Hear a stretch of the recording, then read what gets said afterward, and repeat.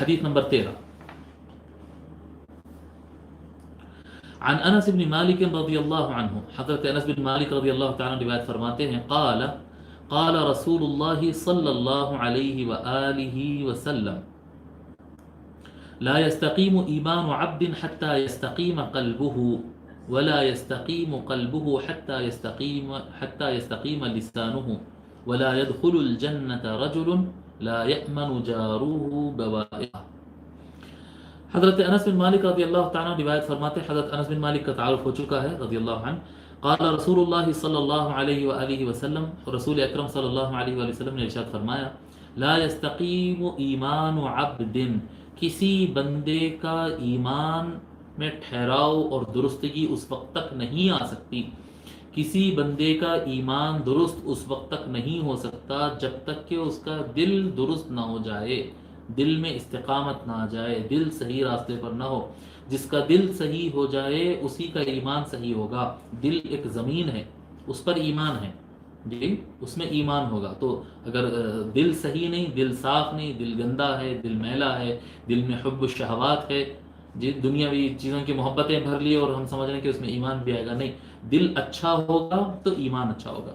ولا يستقیم قلبه حتى يستقیم لسانه، اب حقیقت ایمان آپ غور کریں، اور کسی کا دل اس وقت تک اچھا نہیں ہو سکتا جب تک کہ اس کی زبان اچھی نہ ہو۔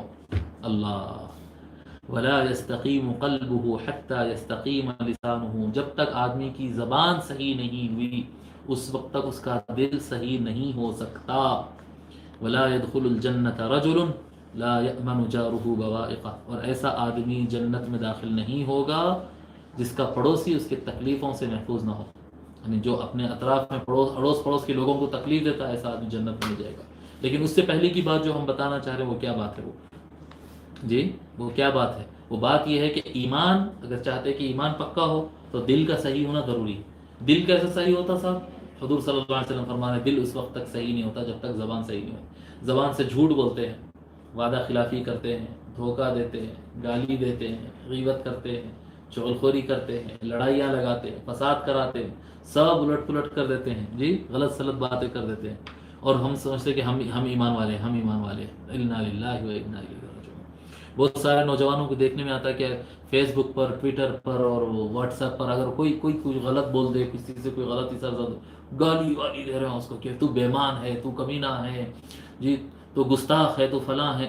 اگر اس کو آپ گستاخ اور کمینہ اور گمراہ کہہ کے آپ 25 گالی نیچے لکھ دیں گے تو کیا آپ تصور کریں اتنے گالیاں لکھنے کے بعد آپ کا ایمان صحیح رہ جائے گا؟ جو غلط ہے وہ غلط ہے، میں غلط کو صحیح کہو نہیں کہہ رہا ہوں، لیکن یہ جو اخلاق ہے، یہ جو کردار ہے، ہم کسی کو آسانی کے ساتھ برا بھلا بول دیتے ہیں۔ جھوٹ بولنا تو اتنی عام بات ہو چکی ہے، انا للہ و انا الیہ راجعون۔ پھر لوگ بولتے ہیں کہ ہمارے اوپر مودی جیسا وزیر اعظم کہیں کو آ گیا، مودی تو ایسا ہے، مودی تو ویسا ہے، اتنا جھوٹ بولتا ہے، ایسی جماعت ہے، بلکہ سارے پولیٹیشنز ایسی ہوتے ہیں، ہمارے لیڈراں سب ایسی ہے۔ انا للہ و انا الیہ راجعون۔ ہم کیسے ہیں؟ ہم کیسے ہیں؟ اگر سب پبلک مل کر چھوٹے چھوٹے جھوٹ بولیں گے تو ان کا بڑا ان پر بڑے جھوٹ نہیں بولے گا۔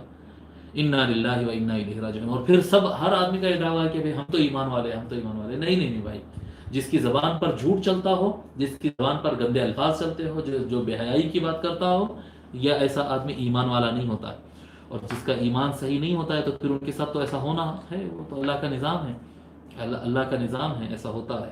تو اپنے آپ کو صحیح کرو، اور آپ اس وقت تک صحیح نہیں ہو سکتے جب تک آپ کی زبان صحیح نہیں ہوگی۔ ہم اس وقت تک صحیح نہیں ہو سکتے جب تک کہ ہماری زبان درست نہیں ہوگی۔ زبان درست ہوگی تو دل صحیح ہوگا، دل صحیح ہوگا تو ایمان صحیح ہوگا۔ تو اگر کسی بندے کا ایمان صحیح ہے تو یہ ثبوت، اس کا ظاہر کیا ہوگا؟ اس کا ظاہر یہ ہوگا کہ اس کی زبان صحیح ہوگی، اس کی زبان صحیح ہوگی۔